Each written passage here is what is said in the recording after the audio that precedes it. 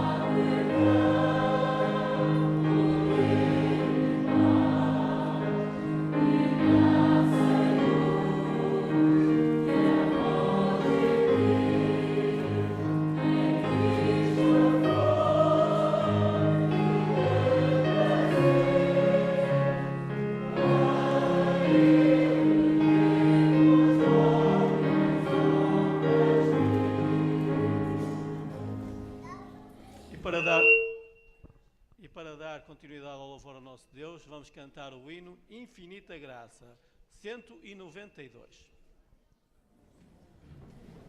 Amen.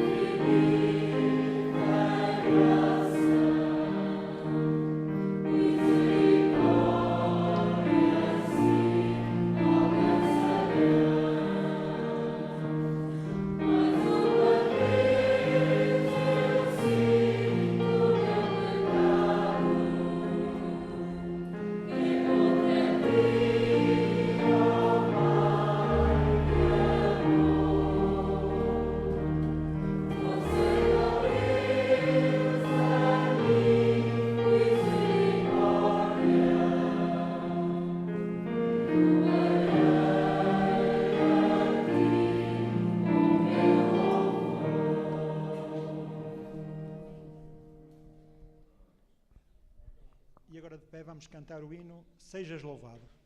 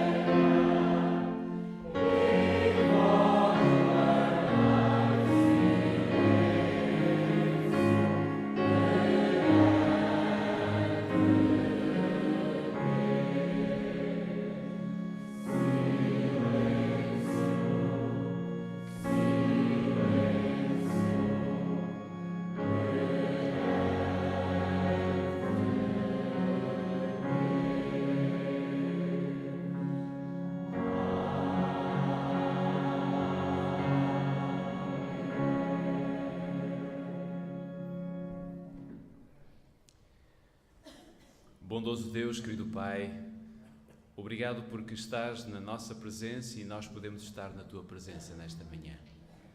Estamos gratos por todas as bênçãos que já nos ofereceste neste lugar e estamos gratos porque sabemos que Tu tens uma mensagem que poderá trazer bênçãos à nossa alma. Por isso te suplicamos humildemente que o Teu Santo e Bom Espírito esteja com cada um de nós e que este louvor seja um louvor para a honra e glória do Teu nome. Em nome de Jesus. Amém, Senhor.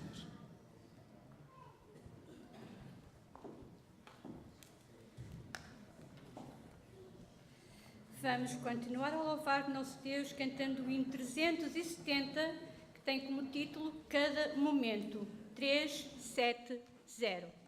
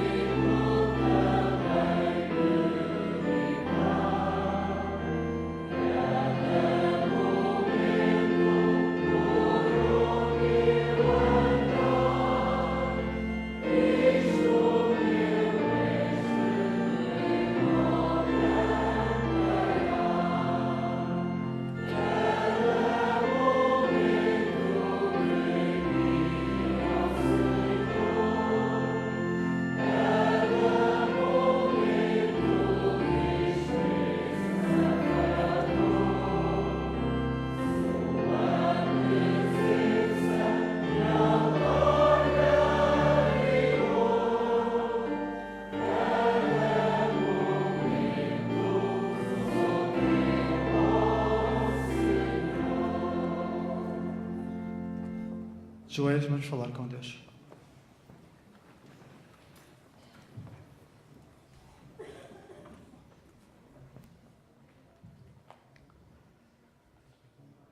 Pai querido, estás mais altos céus, dou graças, Senhor, por colocaste no nosso coração o desejo de virmos à tua presença, para te prestarmos o nosso culto de louvor racional, Senhor, por tudo aquilo que tu és e que tens feito diariamente na nossa vida, Pai. Nesta hora te venho suplicar, Pai, que o teu Santo Espírito possa permanecer neste local, que possamos estar disponíveis para sermos trabalhados e moldados, para que o nosso caráter cada dia possa ser mais semelhante a ti, Senhor. Nesta hora te peço que possas tocar o coração do pastor de uma forma muito especial, que a mensagem que vamos escutar esta manhã possa vir de encontro às nossas necessidades e que possamos ter a coragem, Senhor, de a colocar em prática nas nossas vidas, ó Pai. Nesta hora também te peço que possas continuar a confortar aqueles que estão doentes, estão fracos da sua fé, que os possas visitar e que a nós que nos ajudes, Senhor. Que também possamos ter um coração disponível para que também irmos visitá-los e confortá-los, Senhor. Guarda-nos e abençoa-nos. É tudo quanto te peço e agradeço, dos méritos de Jesus Cristo. Amém.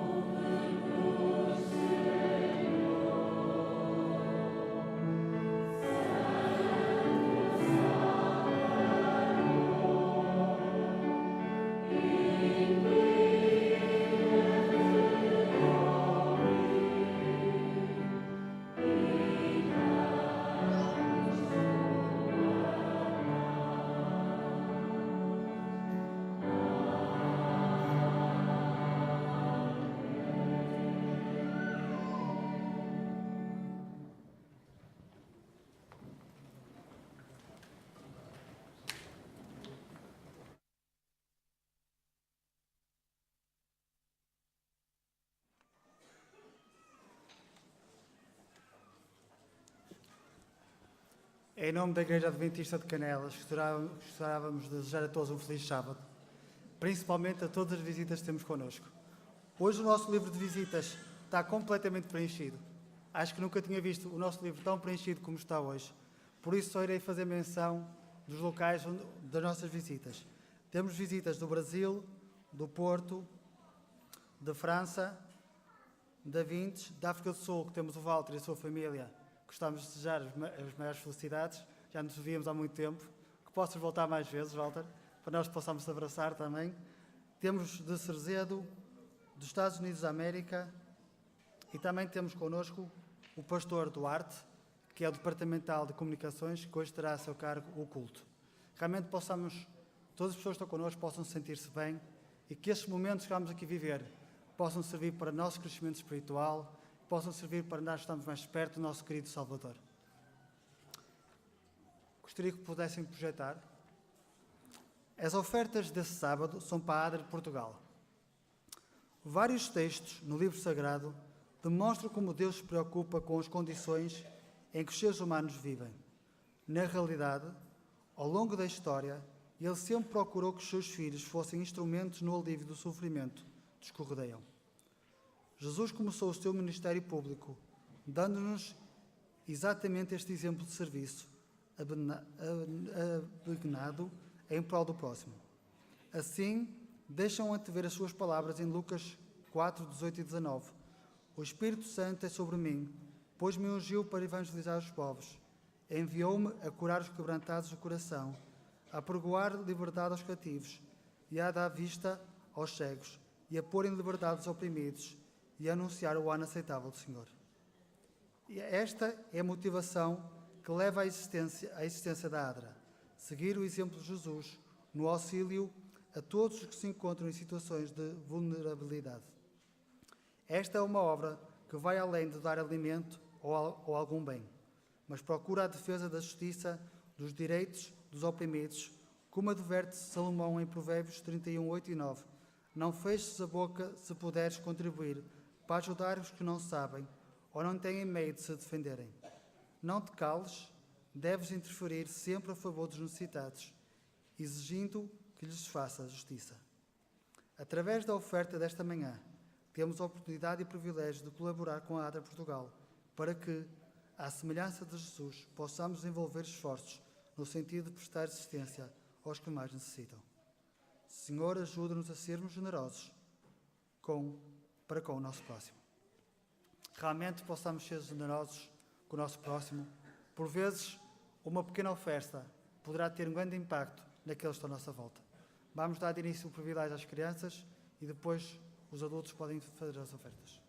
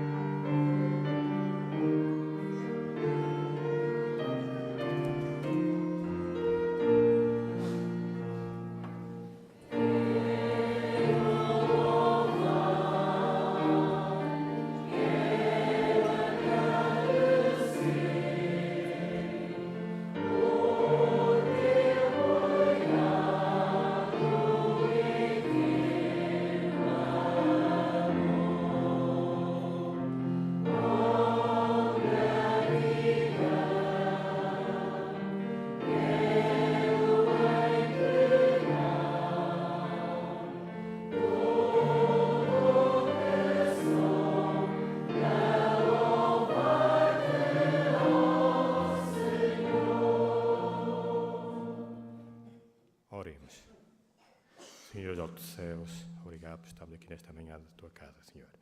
Agora estou aqui com as tuas ofertas e os teus dízimos, Senhor. Vem abençoá-las, vem orientá-las e vem ser também com os seus doadores. É isso que te peço e agradeço. Amém.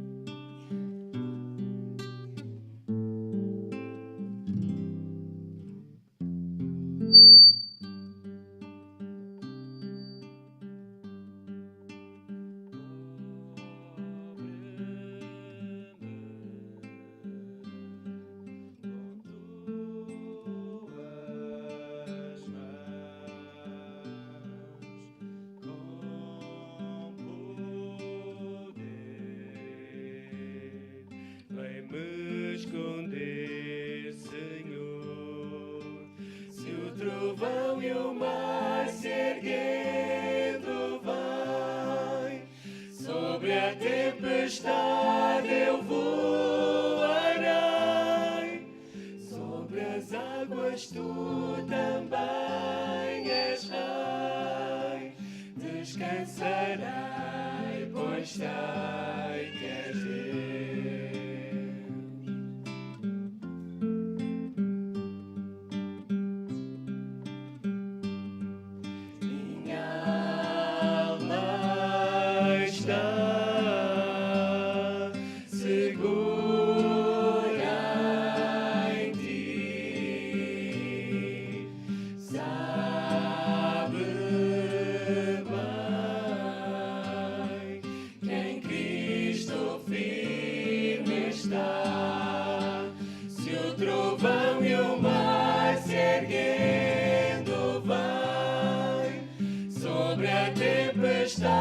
Eu voarei, sobre as águas tu também és rei, descansarei, pois sei que és Deus.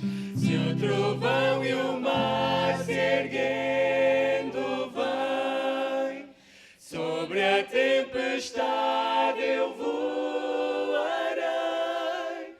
sobre as águas tu também és rei, descansarei, pois sei que és Deus.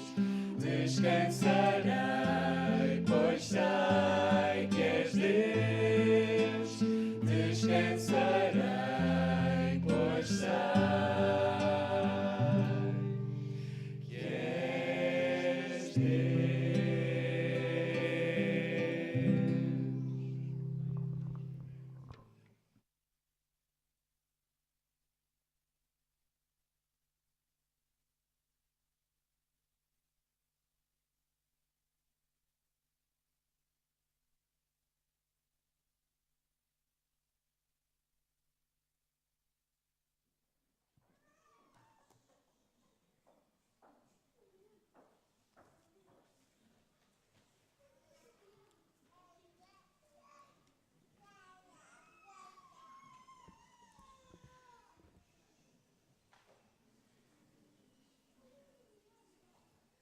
Há uma passagem simples na Bíblia que que para mim é muito interessante e muito importante, na medida em que eu me revejo nela cada sábado, sempre que me encontro na igreja. O salmista dizia: alegrei-me quando vamos à casa do Senhor. Um versículo simples, mas que diz tanto, pela certeza que temos que este lugar é um lugar onde Deus está, que este lugar é um lugar onde Deus nos convida a vir, e neste lugar nós podemos sair sempre melhor do que aquilo que entramos. E por isso eu espero sinceramente que tudo aquilo que já foi feito e dito nesta manhã e todo o louvor que queremos prestar nesta hora possa ser uma bênção para a nossa vida espiritual e que todos nós possamos sair deste lugar enriquecidos pela presença do Senhor e podermos dizer abertamente: alegrei-me porque fui à presença do Senhor. Queridos irmãos, queridos amigos, é para mim um grande privilégio poder estar convosco. E eu coloquei aqui nas minhas notas que feliz o pastor que tem a responsabilidade da Igreja de Canelas. Felizes aqueles que já passaram por aqui, feliz aquele que vai partir dentro em breve e felizes aqueles que vão chegar dentro em breve. E digo felizes porque o casal pastoral, os dois têm o curso de teologia, portanto são os dois pastores. E digo isto porque eu acredito que qualquer pastor gostaria de ter a Igreja de Canelas ou igrejas como a Igreja de Canelas, por tanto talento e por tantos dons que existem nesta igreja. Louvado seja o nome do Senhor, porque nós, enquanto pastores, nos sentimos bem também num grupo tão apetrechado, num grupo tão evoluído, tão desenvolvido e que com os seus dons e os seus talentos podem louvar o nome do Senhor. Continuem a ser assim e, de preferência, melhorem ainda mais.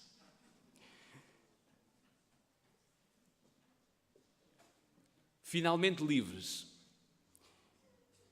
O Israel escravizado marchou como um exército destemido, um exército vitorioso em direção à terra prometida.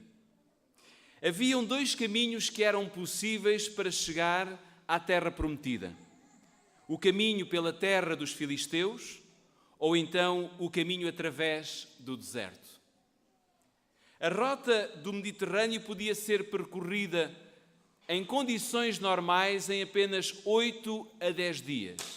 Significa que o povo de Israel, quando saíram do Egito, diz-nos a Bíblia que eram 600.000 varões, não contando com as crianças nem com os animais, poderiam ter feito o caminho mais curto para a terra prometida. E se assim tivesse acontecido, não estaríamos a falar de 40 anos no deserto, mas antes 8 a 10 dias de percurso normal. A estrada a percorrer passava por uma área que era povoada e era fácil, rápido e seguro fazer aquele trajeto até à terra prometida. Mas não foi esse o caminho que Deus indicou a Moisés como líder, a Arão como seu, colaborador direto e a todos os demais que estavam na liderança por grupos do povo de Israel. A terra dos filisteus ficava a meio do caminho e, pela perspectiva humana, ir por este caminho era realmente muito fácil. Teria sido muito mais lógico, provavelmente, se nós estivéssemos dentro do povo de Israel, a grande questão era esta: porque é que nós viemos por este caminho quando aquele é muito mais curto, seguro, tranquilo e em 8 ou 10 dias nós estaríamos lá? Isto acontece muito quando vamos, por exemplo, à Costa de Lavos e fazemos determinadas atividades.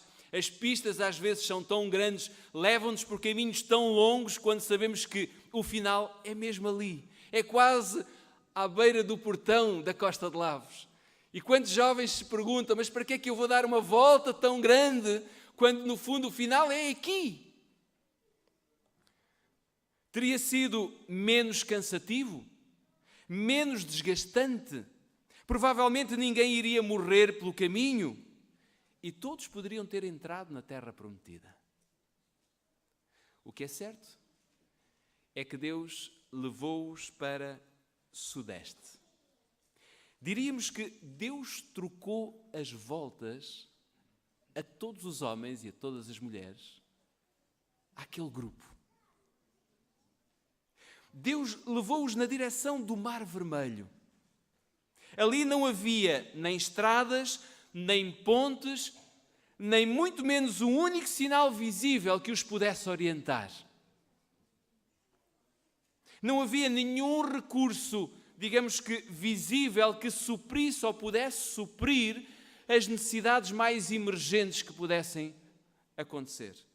E a grande pergunta é esta: porquê é que Deus orientou o povo, o seu povo, pelo caminho do deserto, pelo caminho mais longo? E podemos responder dizendo, porque o caminho do cristão é pela fé e não por aquilo que vemos. Bom, é uma resposta correta, mas eu gostaria de vos levar a Êxodo capítulo 13. E vejam que em Êxodo capítulo 13, no versículo 17, nós vamos ler uma passagem muito interessante que justifica claramente aquilo que aconteceu. Capítulo 13, versículo 17, diz o seguinte: E aconteceu que quando Faraó deixou ir o povo, Deus não os levou pelo caminho da terra dos filisteus, que estava mais perto. Porque Deus disse, para que porventura o povo não se arrependa, vendo a guerra, e tornem ao Egito. Decisão de Deus.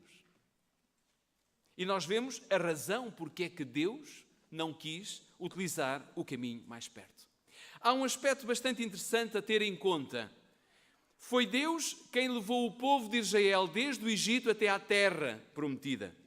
Foi Deus quem encaminhou o povo para o sudeste em direção ao deserto e não pela terra dos filisteus. E foi Deus que os acompanhou desde o primeiro momento em que saíram do Egito até chegarem à terra prometida.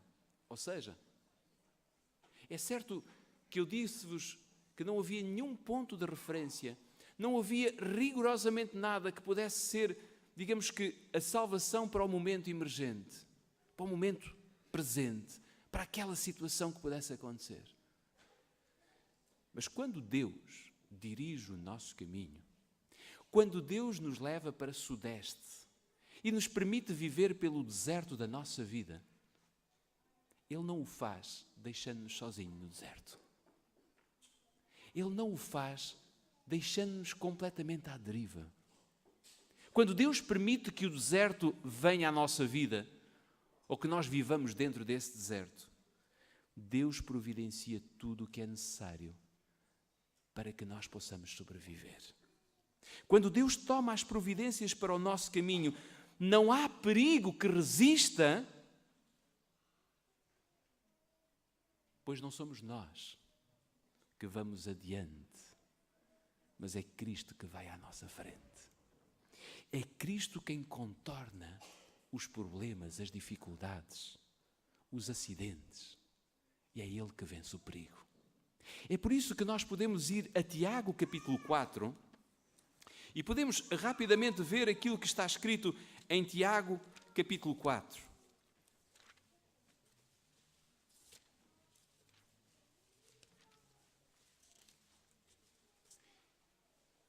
Este é o resultado quando Deus vai à nossa frente.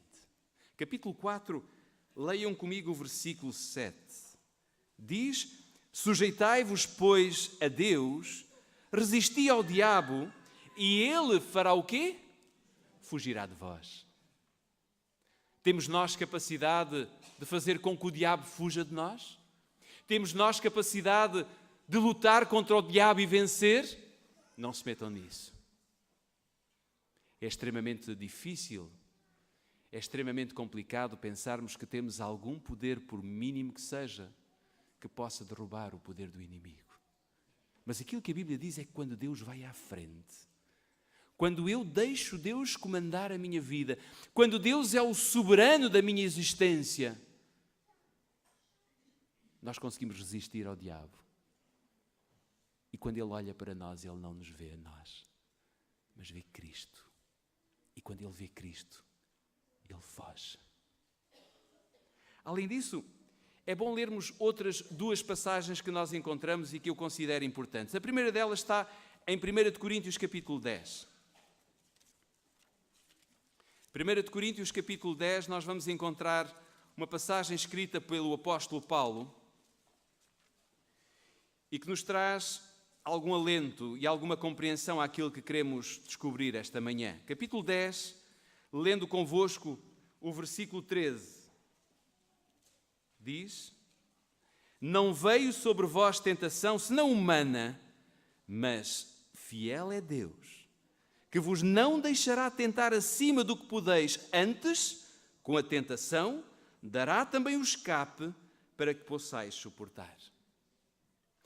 É certo que quando Deus os levou pelo deserto, não lhes disse que a vida ia ser fácil. Deus não lhes disse que eles iam ter, digamos que, bom tempo todo o tempo, que não iriam ter nenhum tipo de lutas ou de contrariedades. Aliás, foram tantas que em alguns momentos eles se revoltaram contra Deus, eles procuraram outros deuses, eles foram contra Moisés e até provocaram ira em Moisés, a ponto de Moisés perder a possibilidade de entrar na terra prometida. Só por aqui nós vemos que o povo durante 40 anos, eu não vou dizer que sofreu muito, mas que teve muitas contrariedades e pôs em causa muitas vezes se Deus estava ou não estava presente. Deixem-me perguntar-vos, sem precisarem de responder, não tem sido esta também muitas vezes a nossa postura? No deserto da nossa vida, não estamos nós muitas vezes quase que a pensar que Deus não está presente ou que Deus não nos dará o apoio necessário para vencermos? E tentamos nós, pelas nossas próprias mãos, fazer aquilo que achamos que pode valer para ultrapassarmos as barreiras. Criamos deuses, bezerros, queremos comida, queremos outras coisas que o povo também quis. Há uma outra passagem que nós podemos ler e que está em Salmos 103. No Salmo 103, nós podemos ver aquilo que está escrito nos versículos 13 e 14. Salmo 103, versículos 13 e 14, diz: como um pai se compadece dos seus filhos, assim o Senhor se compadece daqueles que o temem, pois Ele conhece a nossa estrutura e lembra-se claramente que somos pó. Se há ser neste universo que não se esquece de nós, nem se esquece das nossas fragilidades, nem se esquece das nossas capacidades, nem se esquece das nossas limitações, é Deus. Como um pai se compadece dos seus filhos, assim é o nosso Deus. Permitam-me analisar convosco alguns princípios que eu diria que estão implícitos na estrada mais longa, na estrada que o povo de Israel percorreu, na estrada do deserto da vida. Eu diria que o deserto da nossa vida é uma caminhada que nós temos que fazer pela fé, por aquilo que é, não por aquilo que é visível ou palpável. O nosso caminho até aqui e o nosso caminho a partir daqui terá que ser sempre feito pela fé, porque é pela fé que vamos chegar ao céu. Ao longo deste caminho é necessário sabermos esperar e confiar em Deus.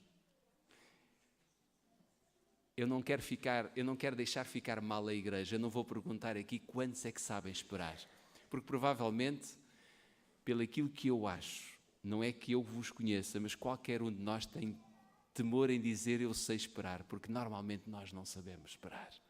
Temos uma dificuldade enorme em saber esperar.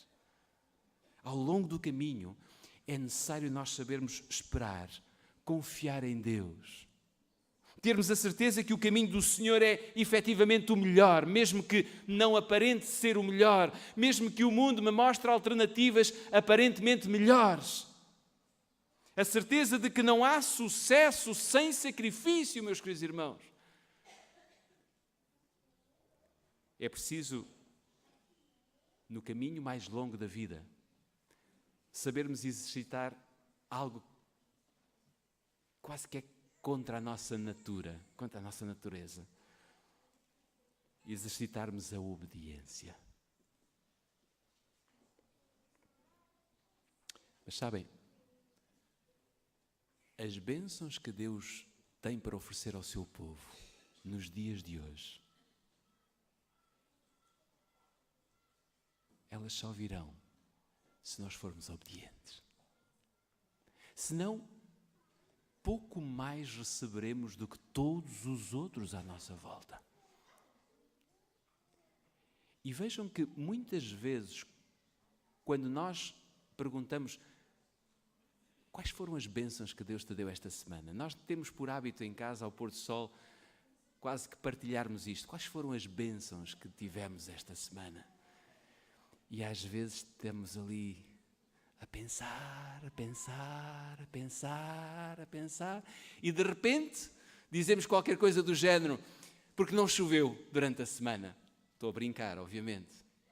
Qualquer coisa assim muito genérico.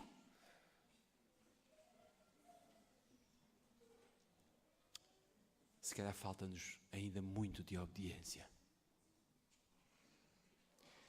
As bênçãos são concedidas pela obediência que nós podemos ter ao nosso Deus no caminho mais longo. A providência de Deus pela estrada mais longa era levar o seu povo a atingir uma fé que nós podemos dizer uma fé perfeita. Uma fé perfeita em Deus. Essa fé bastava ser do tamanho de um grão de mostarda. Também não vou perguntar esta manhã se há aqui alguém que considera que a sua fé já tem o tamanho de um grão de mostarda. Mas é isto que Deus nos pede.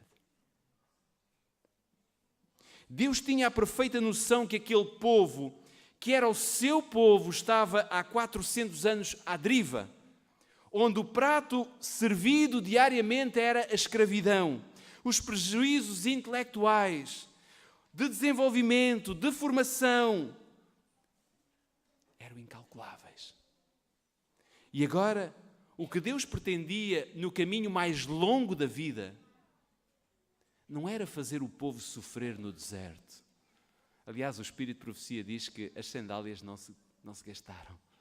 Extraordinário, durante 40 anos os nossos sapatos não se gastaram.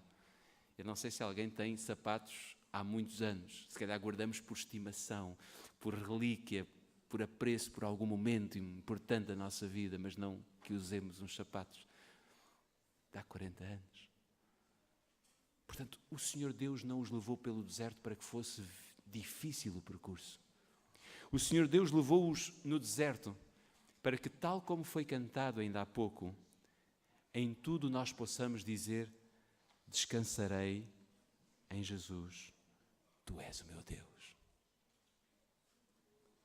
Se Deus os levasse pelo caminho mais fácil, o caminho de apenas 8 a 10 dias, nunca este povo chegaria a ter a noção clara do que é ser guiado por Deus. Nunca este povo chegaria a ter a possibilidade de alcançar fé e, sobretudo, fé perfeita. Esta foi e é a pedagogia de Deus para os seus filhos. 40 anos no deserto. Porquê? Porque o caminho do deserto era o caminho da disciplina. Porque o caminho do deserto era o caminho da autodisciplina. Primeiro, Israel precisava de conhecer Deus. Vejam que o povo de Deus era o único povo em todo o universo que, quando falava com Deus ou quando falava do seu Deus, utilizava um nome próprio para Deus. Não havia mais nenhum povo na terra que chamasse Deus de Adonai. O povo de Israel era o único povo que chamava Deus de Adonai. Era um nome carinhoso para Deus. Porque Adonai significa Deus pessoal, Deus próximo.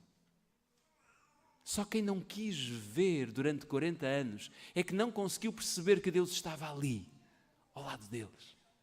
E deixem-me dizer-vos que ao longo da nossa vida, só se não quisermos ver, é que não iremos ver que Deus está próximo de nós, que Deus está ao nosso lado. mesmo se este é hoje o caminho do nosso deserto para que entremos na Nova Jerusalém. No deserto, o povo ficaria completamente dependente dos recursos humanos, ou melhor, dos recursos divinos. Se eu e vós quisermos entrar na Nova Jerusalém dentro em breve, guardem isto. Teremos que depender completamente dos recursos divinos. Não é do nosso salário no final do mês. Não é dos nossos bens que temos adquirido ao longo da vida. Não é da nossa posição na sociedade onde nos encontramos. Não é do cargo que nós temos como responsabilidade aos sábados desenvolver na igreja. Não é isso que nos dará os recursos para a eternidade. A experiência de muitos dita que o caminho mais longo é o caminho mais curto de volta ao lar. E se olharmos para a história do filho pródigo, vamos ver que ele fez um determinado caminho. Para lá, pareceu curto. Ele foi gastando dinheiro, ele foi se encontrando com amigos, ele foi se divertindo, ele foi fazendo disparates, até que chegou a um limite. E depois desse limite, ele pensou, bom, seria melhor eu voltar para casa. E quando ele volta para casa, ele volta exatamente pelo mesmo percurso. Como é que ele chega à casa? Completamente todo roto, cansado, com fome, sujo, desgastado. Mas ele teve de fazer o caminho de volta para casa. O caminho mais longo é o caminho mais curto de volta ao lar. Obviamente que todo este procedimento de Deus tinha um propósito: demonstrar o seu poder, fornecer o código de liberdade antes que eles entrassem em Canaã e que o povo aprendesse a ser humilde. Deus levou-os para o deserto para que eles pudessem encontrar ali o Deus que salva. Deus pretendeu revelar-se a eles, ensinando-lhes a conhecerem-no, ensinando-lhes a prestarem honra e glória. Israel jamais conheceria Deus numa estrada feita por homens num percurso de 8 a 10 dias. Pode parecer que a estrada mais longa da nossa vida não produz alegria. Mas todo aquele que aprende a depender de Deus poderá testemunhar que o caminho que está a fazer, que a jornada que está a empreender neste mundo, tem um final feliz, que é a Nova Jerusalém. É certo que frequentemente Deus permite que passemos por vales escuros, por dificuldades, e quanto mais para a frente, quanto mais próxima será a vinda de Cristo, mais cerrado será o nosso caminho. Se lerem a experiência que está colocada no livro Primeiros Escritos, a visão que foi dada a Ellen White, vocês perceberão que no final dos tempos o caminho será cada vez mais cerrado, mais difícil, mais duro. Cada vez vamos precisar mais depender de Deus. Se calhar ainda estamos, digamos que, tranquilamente a caminhar para a eternidade, mas de um momento para o outro, o tempo muda. O salmista expressou a sua certeza no Salmo 23, que nós tão bem conhecemos e que eu gostava de relembrar convosco esta passagem. Salmo 23, o versículo 4. Esta é a certeza de todo o cristão. Salmo 23, versículo 4 diz: ainda que eu andasse, e deixem-me ler isto no presente, ainda que eu ande pelo vale da sombra da morte, não temerei mal algum, porque o Senhor Deus está comigo. A sua vara e o seu cajado têm a obrigação de me consolar. O deserto e os vales das dificuldades não são mais do que experiências que temos de viver aqui para ganharmos fé perfeita, para sabermos o que é a obediência e praticá-la, para que o Senhor Deus coloque em nós as suas bênçãos. Será que Deus poderia ter levado o povo de Israel pelo caminho mais curto? Claro que sim, não tenho dúvidas. Se esse fosse o objetivo de Deus, se esse fosse o entendimento de Deus, não tenho dúvidas. No entanto, o espírito de receio de Deus retardou a entrada na terra prometida durante 40 anos. O problema nunca esteve do lado de Deus. E se Jesus ainda não voltou, o problema não está do lado de Deus, meus queridos irmãos. O problema esteve sempre do lado do homem e continua a estar do nosso lado. Somos nós que provavelmente estamos a retardar a vinda de Jesus a esta terra. Mas chegará o momento em que o Senhor Deus fechará o tempo da graça. Chegará o momento em que Deus dirá: basta, chega, não vale a pena insistir mais. Mas eu quero terminar dizendo-vos que nós, aqueles que saímos da terra do Egito, porque nós somos a extensão daqueles que saíram da terra do Egito. Nós não precisamos de estar no Egito, nem muito menos voltar para o Egito. Devemos compreender que o caminho pode nem sempre ser fácil. Pela experiência dos nossos irmãos no passado, claramente não é fácil. E claramente não será fácil daqui para a frente. Aquilo que deixamos para trás, temos mesmo que deixar para trás. Voltar para trás é cairmos de novo na escravatura. E à nossa frente está a terra prometida. Não me perguntem quando é que isto vai acontecer, qual vai ser o dia em que Jesus vai voltar. Não há data.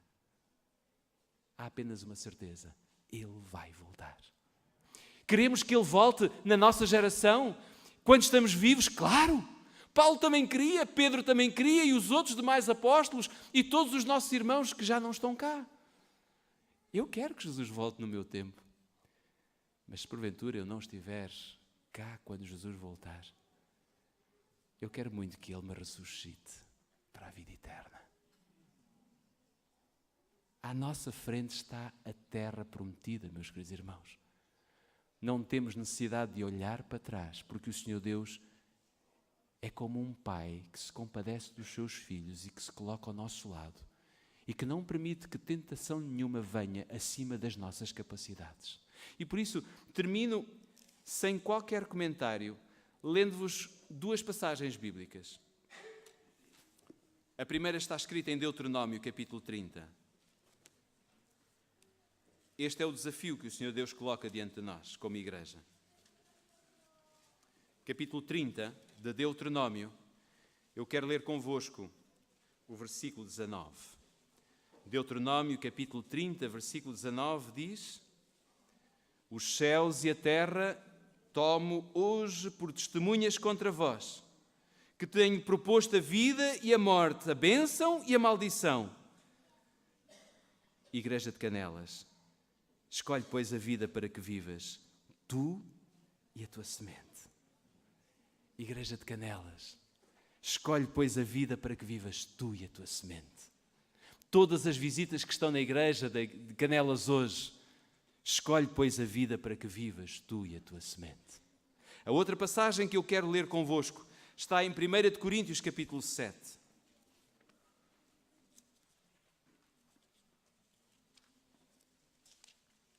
E com esta passagem termino e agradeço à Igreja de Canelas por me terem dado este privilégio.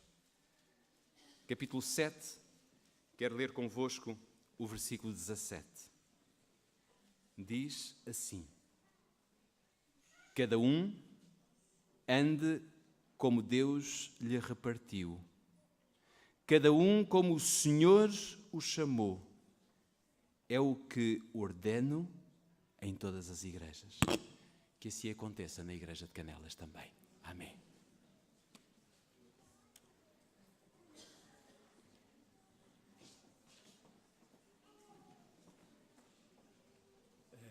Com o hino número 490, com o título Caminhando, vamos terminar o culto.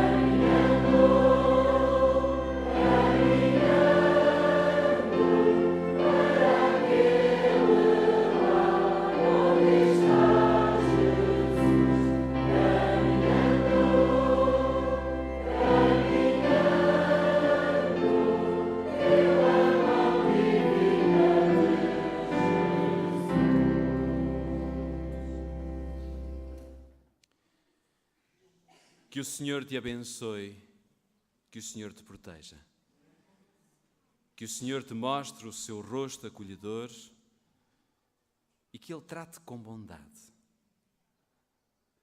Que o Senhor olhe para ti e que Ele te conceda a paz. Amém.